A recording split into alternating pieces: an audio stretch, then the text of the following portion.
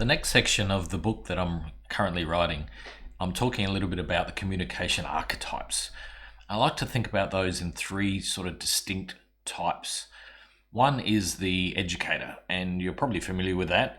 This is the how to kind of person. Go, if you want to do this, go kind of do that. And I think for the most part, people sort of sit in that space, pretty well, especially if you're a communication, some sort of expert in your field and you're sharing your knowledge.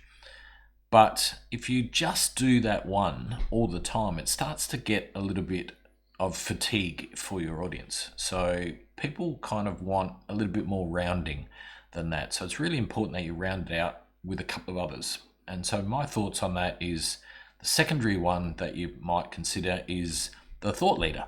So the thought leader is somebody who's forward thinking. What is the industry doing? Where's it going? What does all this mean?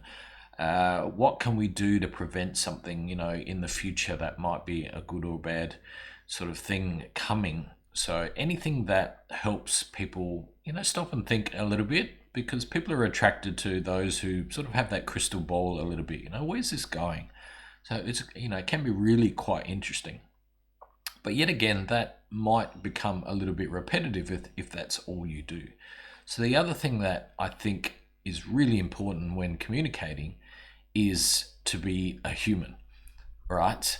So tell us a bit about you, who you are, because people buy from people they like, right? So if you're a little bit too robotic and it all just starts to feel the same, then that's not really attractive quality. So what makes you human? I'm videoing this, for example, in my home office. You can see my surroundings.